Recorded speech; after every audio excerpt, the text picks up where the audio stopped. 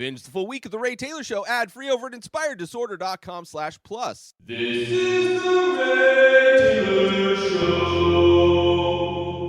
Welcome to The Ray Taylor Show, where I bring you reviews of the latest movies and TV shows, as well as classic and foreign films. I'm your host, Ray Taylor, and on this podcast, I'll be talking about all things film and television.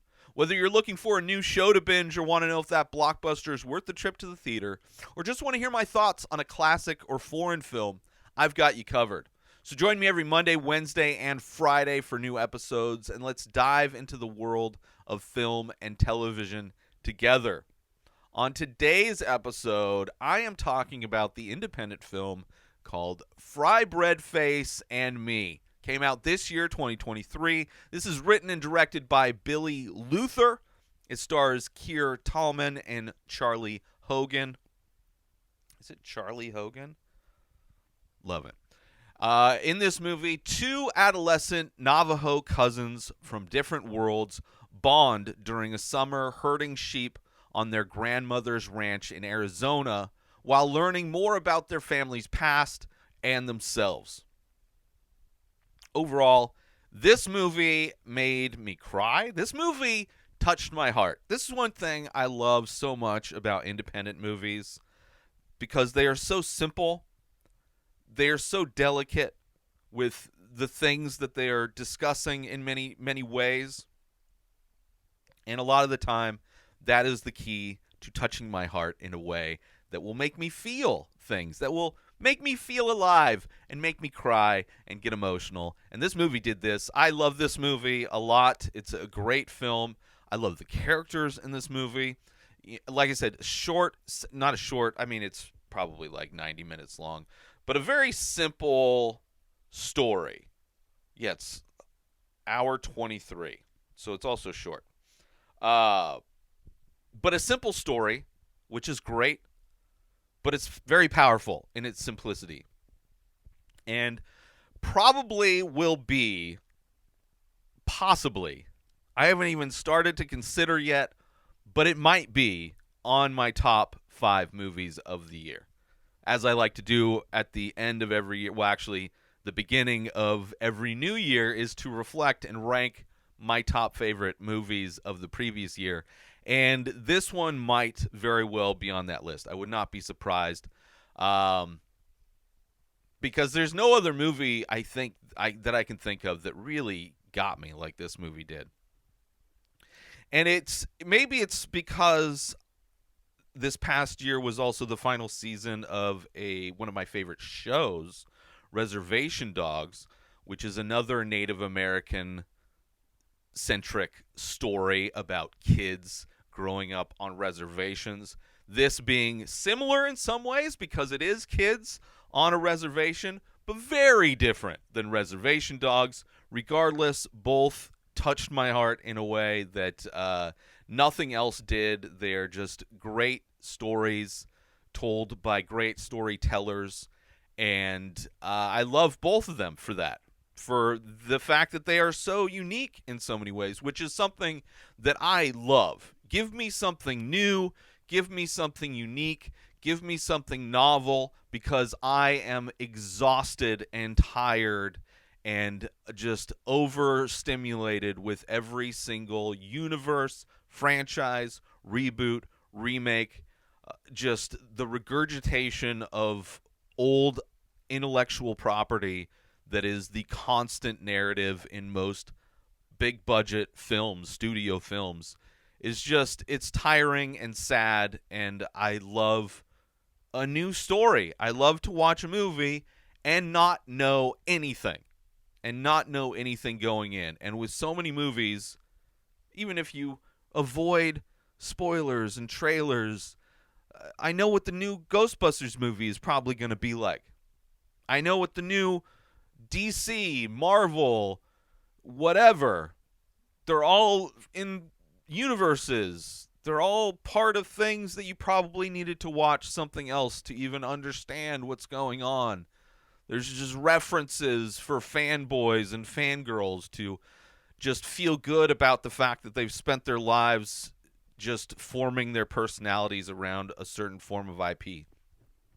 So I love movies like this, and it was very much a treat to watch it. I have zero idea how I heard about this movie. Probably was a moment just scrolling through what's coming, the new releases on Netflix, and the title is very interesting. And I may have watched the trailer. I don't even know if I did. But regardless, I was excited to see it when it did finally hit Netflix, which is where I saw it, which is where it is available. And I love it. It's a simple film about family, finding connections with family, and finding connections with your past. Just so many great moments in this movie, kind of snapshots from this one summer this 11-year-old boy spent with his grandmother on a reservation, as well as his uncle and cousins. And, there's moments in this movie that are amazing, interactions that he has with his uncle and his cousins and his grandma that are just it's great. It's a great movie. And what they're doing, he's sent there for summer, right? Sent to go stay with his grandma for the summer, where she raises sheep. His uncle raises sheep. She makes traditional Navajo tapestries using the wool from the sheeps. And so he's there, kind of meeting people that he hasn't seen in a long time, learning about his family, learning about family traditions, cultural traditions, and forming bonds with people in new ways. And, it's just beautiful. His grandmother is basically an artist making these tapestries.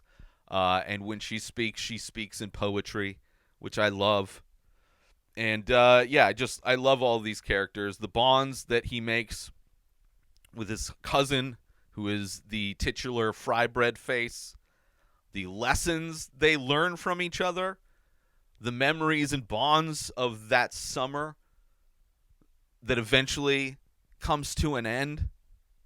Right? The summer eventually ends, and you got to go back home. You got to go back to your real life. And you got to say goodbye to this moment in time that you spent with these people, right? This moment that will never exist again, aside from in your memories. And it's a story, I believe, that is, I don't know if it's specific, but based on, or literally a summer that the writer-director Billy Luther spent, who I believe is also the narrator. And we see at the end of this film, we see a little clip of actual home video, which I love seeing when movies are based on real events. I love seeing pictures and video of the real people. It's always an interesting aspect, an interesting addition that comes at the end of movies like this. So, very simple movie. But I do want to talk about specifics of this movie, spoilers, as it were. I highly recommend checking out this movie. If you want a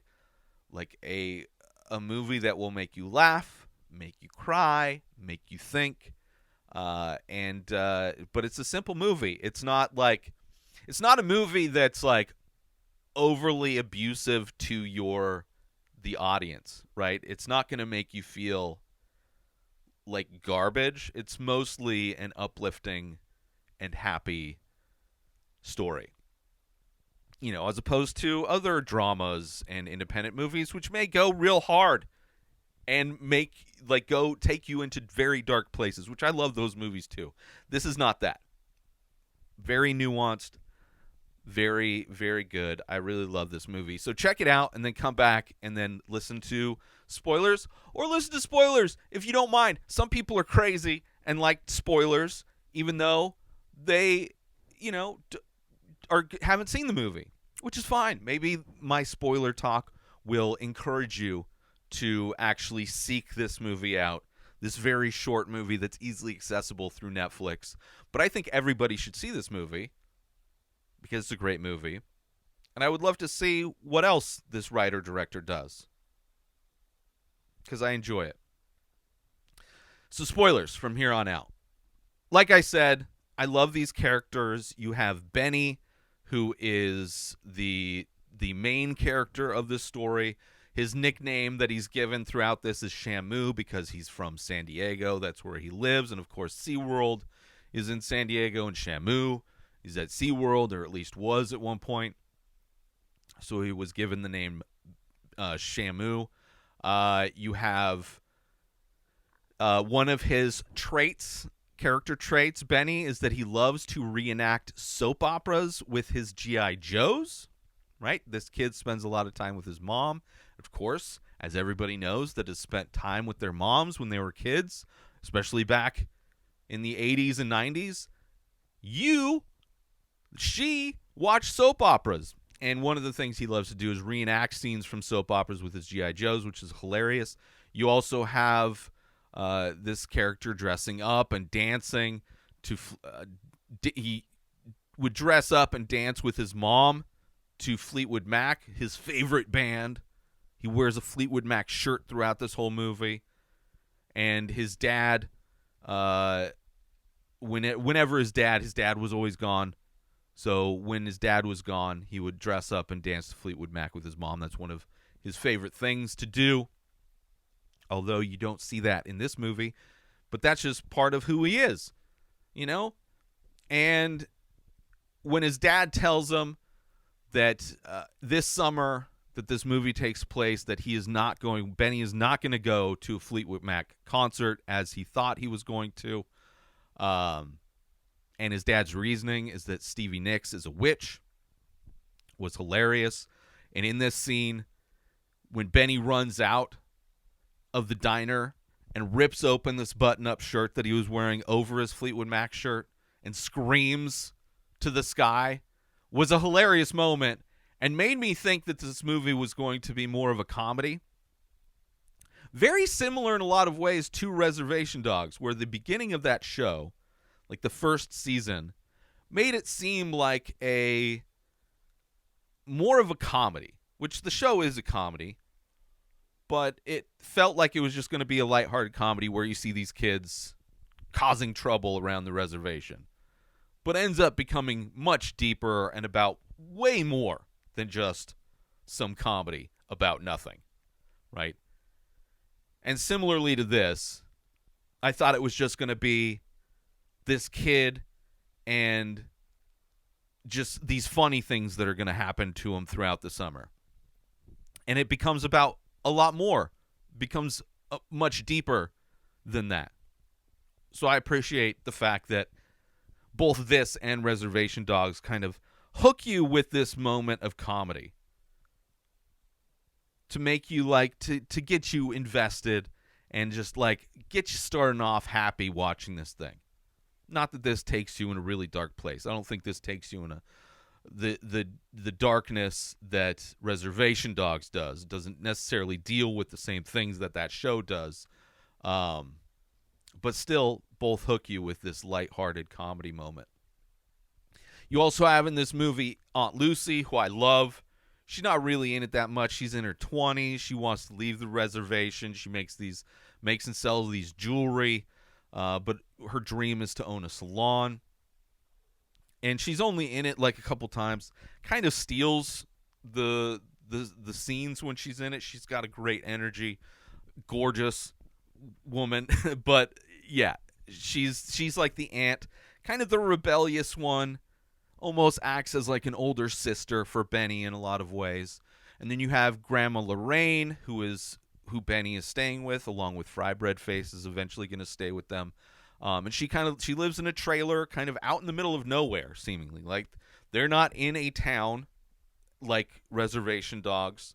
They're just in a trailer out in the middle of a desert somewhere. No paved roads. You know, the mailbox is a tin coffee can. It is just out in the middle of nowhere. They got like this sheep pen that's cobbled together with pallets and just spare parts kind of just to enclose these sheep. let's take a short break from this episode. Listeners, let me paint you a picture.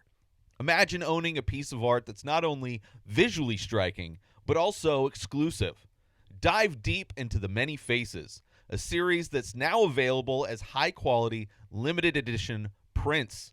Each piece captures the essence of abstract and surreal beauty, making it a perfect conversation starter for your space. What makes these prints even more special? They're all hand-signed and numbered by the artist, me, adding that personal touch of authenticity. And the best part, you don't need to break the bank to own one. Starting at just $5 for a 4x6-inch size piece, and the prices scale up from there, as well as the sizes, giving you options to suit your space and your budget. Art collectors, enthusiasts, or anyone who loves a unique piece, this is your chance. Elevate your space, elevate your walls, and own a piece of limited edition artistry. Head over to inspireddisorder.com and secure your exclusive print today. Now let's get back to the show. And the grandma refuses to speak English, which I love. She only speaks for native Navajo. And of course, Benny doesn't know Navajo. So for a lot of the time, especially when he first gets there, I love that the subtitles, which kind of play an interesting character in themselves, the subtitles, when she speaks and Benny doesn't know, it just says speaking Navajo. Because he doesn't know. Of course, I don't know. So as the audience, Benny is the audience surrogate in many ways. And it's not until other characters kind of show up where we start to actually hear and see what the grandma is saying, which, as I said earlier, she speaks in poetry. I love everything she says. Just another great aspect of this movie. But yeah, the use of subtitles I thought was a great addition to the just a small layer of done with intention. They're not just subtitles for subtitle purposes. They only express and translate the language at certain times. You also have his uncle, Marvin, who's on, kind of handles the sheep, one of the last of their family to still herd sheep. And his uncle's kind of this, a rough guy, tells him to stay out of a shed, kind of tries to be the rough alpha male type of a guy, which of course comes along with homophobic and misogynistic qualities, which of course come out. And then you get the other titular character, Frybread Face, who's also known as Dawn. Her real name is Dawn. And it's Benny's cousin, and she also gets dropped off for a summer as well. So it's these two kids whose parents drop them both off at grandma's house to spend the summer. But she knows Navajo, and so she allows us to finally listen to the grandma. Very precocious, kind of comes like a big sister as well, but definitely closer to the age of Benny, if not the same age, but she has more knowledge. She's kind of his teacher, kind of guiding him, which is interesting and fun. And then there's another aunt and uncle that show up later with their new baby, Marshall. And both of them are very annoying characters. They're not in it for very much, but very annoying. But their presence, they add an element to this movie that I love the most. My favorite element of this movie is when their baby, Benny, is there and is the reason for the baby's first laugh. And there is a celebration and a ceremony to celebrate the baby's first laugh like it's a thing.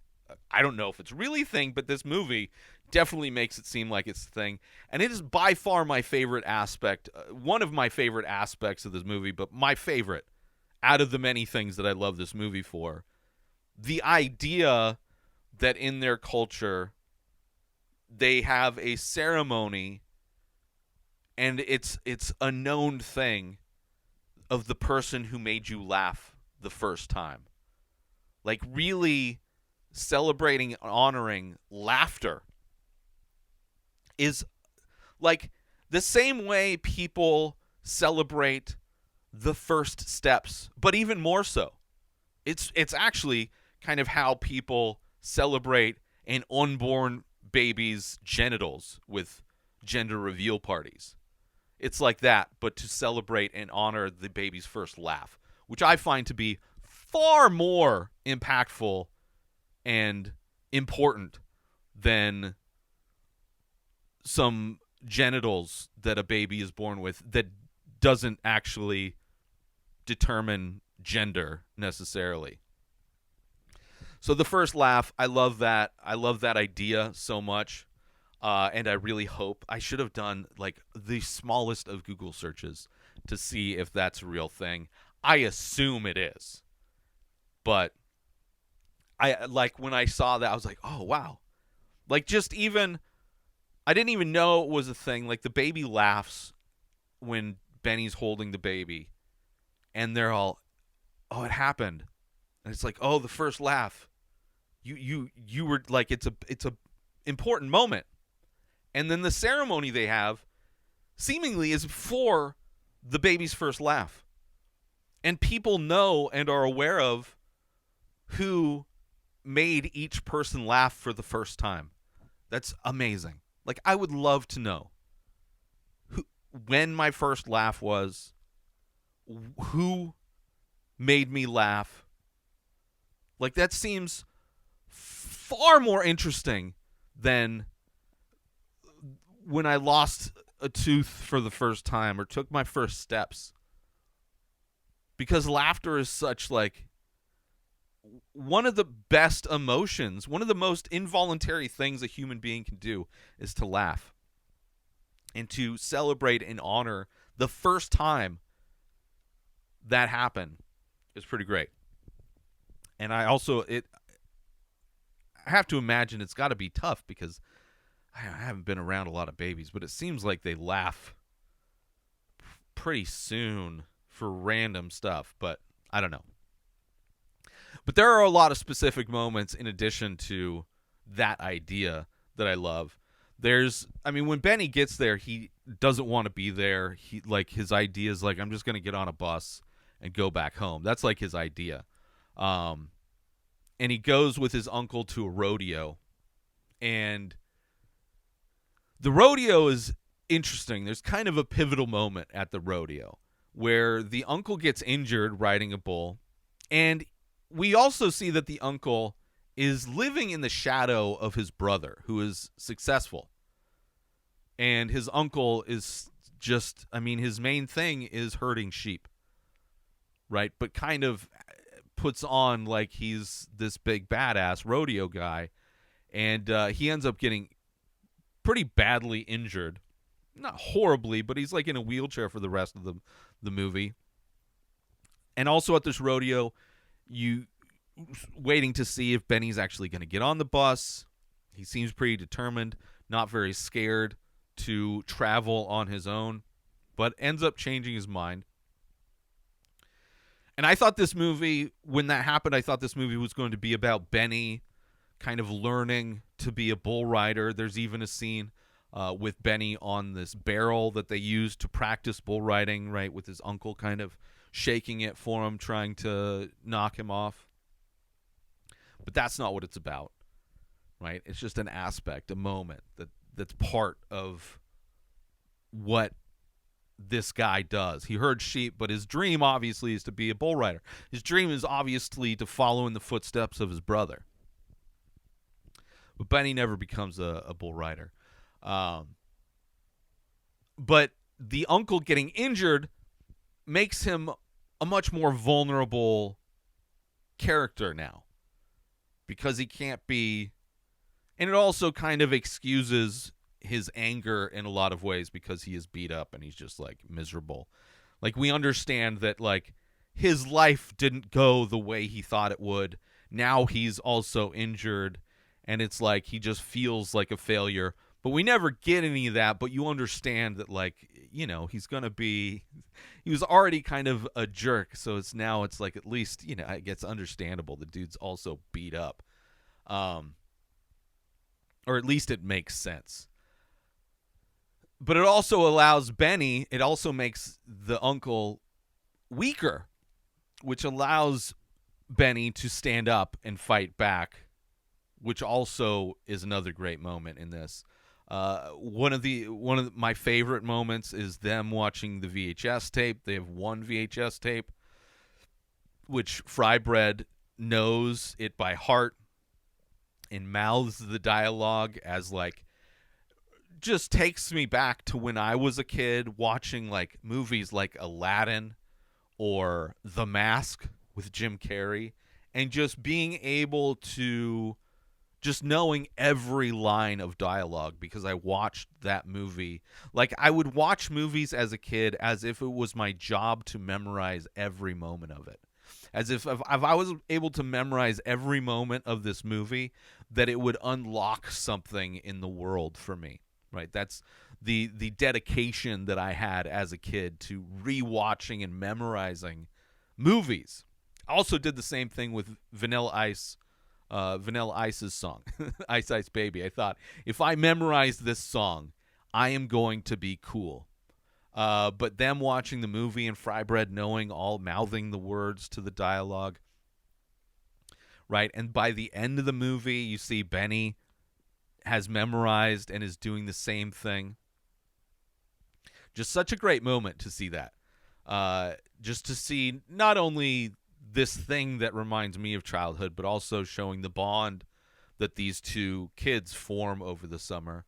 And also explains why she named Frybread Face. Dawn carries around this doll, which is mostly like a rag, like a body of just like a very plain rag doll. Like the clothes and everything has long been gone, and it's just this doll head that falls off randomly.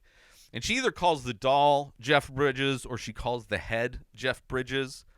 But she calls the doll Jeff Bridges because Jeff Bridges is the actor in this movie, this one movie that they have at Grandma's house. So it's not even like the character's name, which I don't even know the name of the movie. It's like Starboy or Starman or something like that. But Jeff Bridges is the actor, it's just kind of a hilarious, because you find out the doll's head's name is Jeff Bridges before you realize that it's from this one movie that she's seen growing up, staying at Grandma's house. And there's just a bunch of great bonding scenes with them, with Dawn and Benny and Aunt Lucy, all kind of bonding while putting on makeup, right? Both Benny and Dawn getting their makeup done, getting nail polish on. And I love part of this movie, because there's this scene and there's another scene where there's no stigma with Benny putting on makeup or even wearing a dress in another scene, right? Aside from Marvin, of course, the one homophobic, misogynistic guy in one scene. Aside from him, there is zero stigma, as if it's just the most normal and comfortable thing for them to do. I mean, they're both kids. Who cares? Even if he was adult. And I think that's more from the Native American culture not having the same issues and judgments that come from Christian religions or other religions that are very much more misogynistic and just narrow-minded. And I love the fact that it's not a big thing in this movie, that it's just the most comfortable aspect. Because there's also a scene in that moment where they're doing the makeup. There's a moment where I think it was Benny asked Dawn if she minds that her nickname is Frybread Face, and she's like, well, being compared to something that's round and greasy, what do you think? And he's like, yeah, but they're so good. Right, like he wasn't even thinking of Frybread as a negative, as a pejorative. he was only thinking about how delicious fry bread is, and that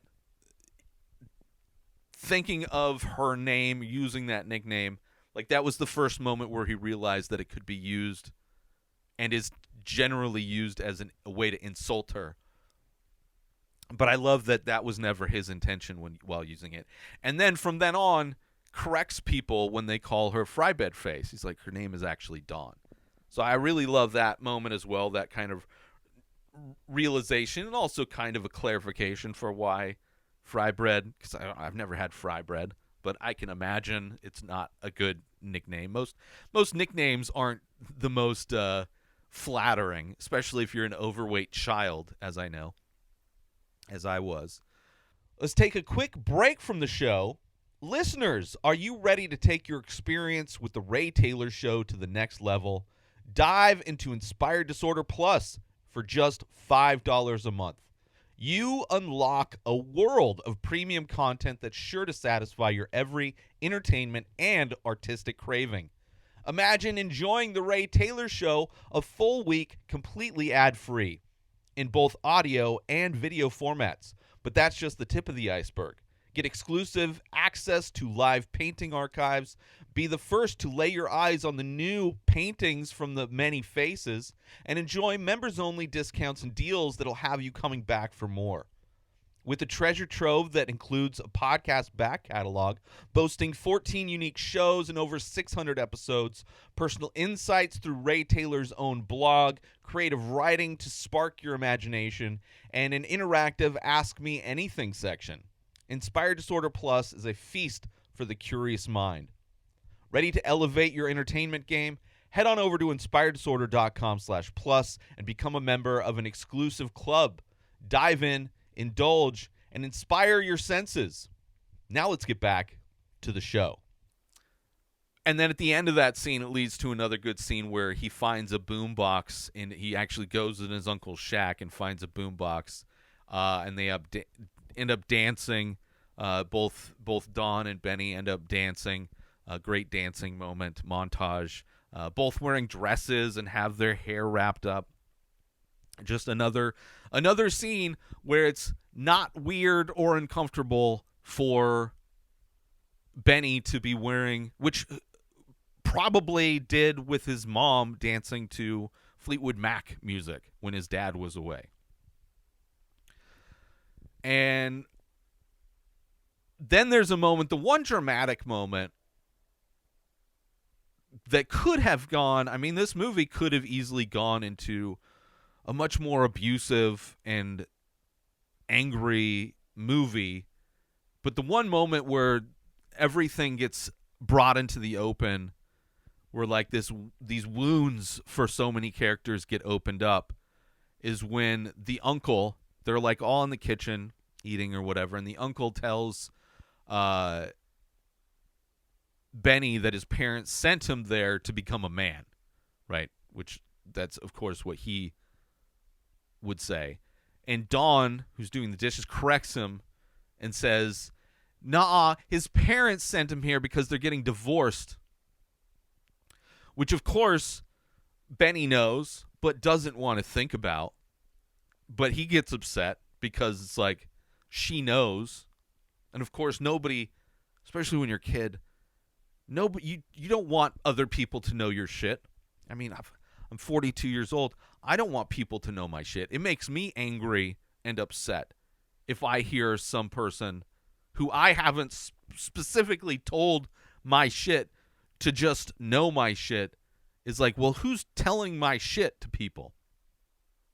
But Benny gets upset and yells back at Dawn that her dad won't write a letter. Like, there's a running thing where she keeps checking the tin can mailbox because her dad says that he was going to write her.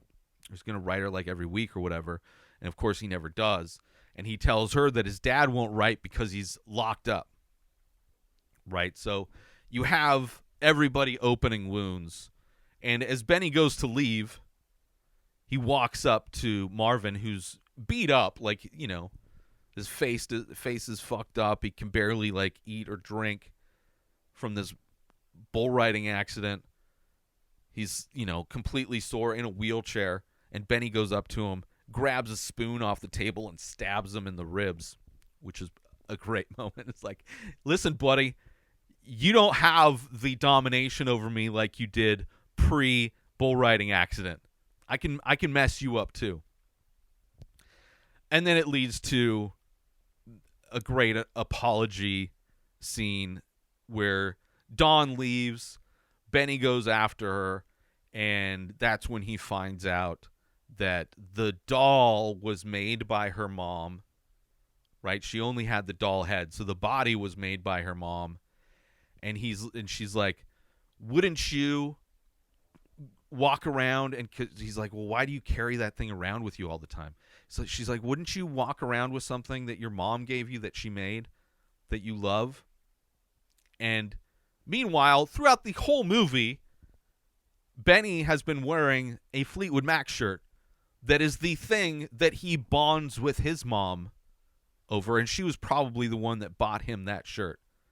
So similarly to her carrying around this doll everywhere she goes, Benny wearing this Fleetwood Mac shirt that both are reminders of their moms that they both love, which they find that common ground.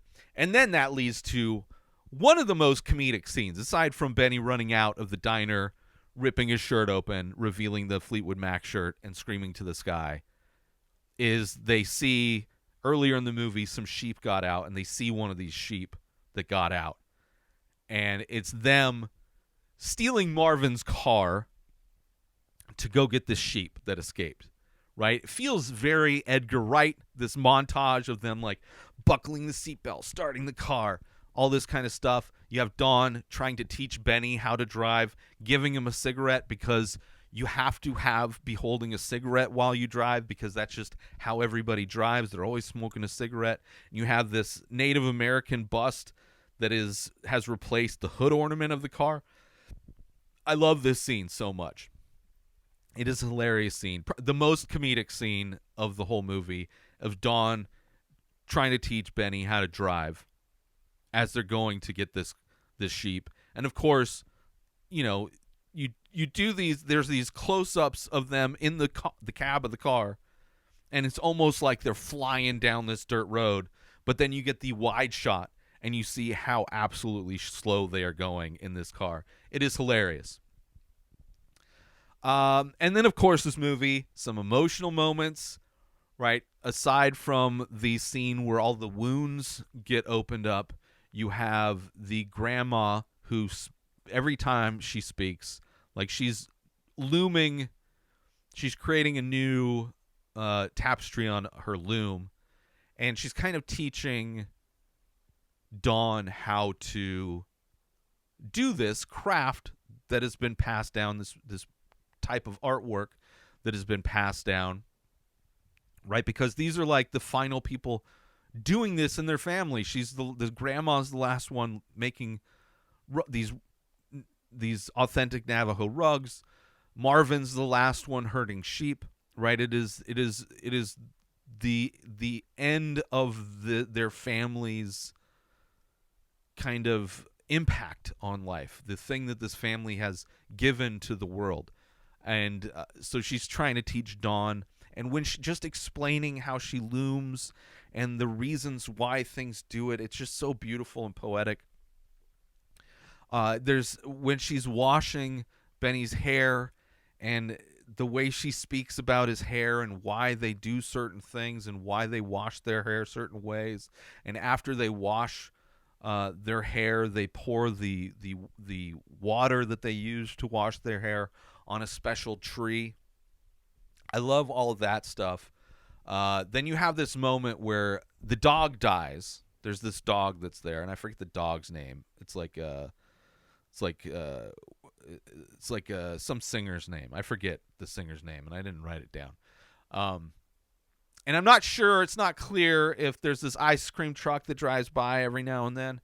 It's not clear if it seems like the ice cream truck hit the dog. Or it could have just been the ice cream truck was driving by and saw the dog was there and stopped. But either way, dog's dead. The uncle, after they bury the dog, the uncle finally opens up to Benny, right? The uncle finally becomes a human being and talks to Benny about how he got the dog, telling him about how Benny's mom helped him out when he was younger. And it's like this one moment where Marvin's like a real person and kind of lets Benny know where he came from and the connection that he had with his mom. And it's a beautiful moment where you see Marvin's like, oh, Marvin's not just an asshole. It's clear that he is an asshole. A lot of the big reason for that is because he probably feels like a failure. Probably feels like he's stuck being the last person still herding sheep. Feels horrible because he's never been able to rise to the level of being a bull rider that his brother was. You know, like, you understand why this person is who he is. And you understand the connection that he had with this dog. So then after that, you see, after the kids wash their hair later on, they use the wash water instead of pouring it on this special tree, they use that to wash his car, right? There's this idea you need to take care of your horse, and this is his horse, so they're like going to wash his car using the towels and the wash water that they were using. Very beautiful. There's also a moment early on in the movie where when Dawn first shows up, she gives Benny this really messed up fork where all the prongs are pointing in different directions, and he still uses it, right? Doesn't complain about it. And then you see again when they're eating that she gives him a good fork. And there's this moment where both him notices that he notices that she finally gives him a good fork, and then she also notices that he notices. It's a very beautiful little subtle moment of like we're like, it's like a beautiful, like, subtle, like, I love you, I accept you, right? It's so great. And again, my favorite aspect of this movie is that they have a celebration for the baby's first laugh. You know, and then you also find out at the very end of this movie that the grandma was the person that made Benny laugh for the first time. And in that moment, Benny learns and uses his first Navajo word, grandmother, which is just as he's like leaving, you know, his mom comes to pick him up. It's the scene where like everybody's saying goodbye. And as they're going, he asks his mom who's the first person to make him laugh, right? Never knowing that was a thing with their family. And she tells him it's his grandmother. And then he yells as his grandmother's walking away. He yells grandmother in Navajo. Just so beautiful. But that's like starting to make me get emotional. I was like, oh my God, this movie. You know, the love that is there for this family and that Benny had, like, they're all such good, pure people. But the scene that made me break down crying, that really got me emotional, when he's leaving, you see, he tells his mom to stop the car. He runs over to the mailbox to put something in the mailbox for Dawn, right? Put something, we don't know what it is. He gets back in the car, and as he's leaving, he looks at his fanny pack that Dawn gave him, he almost forgot it when he was leaving, gave him his fanny pack. He opens it up because he sees it's like bulging. There's something inside of it. So as they're leaving, him and his mom are leaving, he opens it up, and it's the head of her doll. It's Jeff Bridges. And then there's a shot after that, right? He didn't know what she just gave him, and then we see what he gave her, and it's the Fleetwood Mac shirt, right? They gave each other their most precious thing. And they had no idea the other had done what they did. She gave him the Jeff Bridges head, not knowing that he gave her the shirt, and he gave her the shirt without her knowing that she gave, like, they did this thing They gave the most precious thing that they had to each other without knowing it. It's not like she gave him the head and he's like, oh, well, then I'm going to reciprocate giving you my most precious thing. They both independently did this amazing thing, gave their most precious thing to each other. It's amazing. And, you know, it's the doll that she carried around everywhere because her mom made it. And is the shirt that he wore all the time because it was the thing that he bonded with his mom over. Like, tears, just crying, just like, it's so beautiful. This movie is so beautiful. I have so much love for this movie. I have so much love for these characters, Benny and Dawn and the grandma and the aunt. Just so great. Just such a perfect little simple story. I love the bond that these kids form, you know, and it's a movie where horrible things don't happen. Okay, the dog dies, sure. That's a sad moment. But it's like the tears and the sadness that happen in this movie happen from like people doing things, acts of love. I love that. That's what gets me. Because in different movies, the uncle character could have been just this far more abusive. Like there could have been a scene where he beats Benny or says even more hateful things to Benny. Like he could have been far more abusive, right? And in this, he's just kind of a bully, right? And, you know, I love that he stands up and fights back in that one scene, but, you know, it's a movie about people finding understanding in each other and love for one another. And I absolutely love the idea of the ceremony to celebrate somebody's first laugh.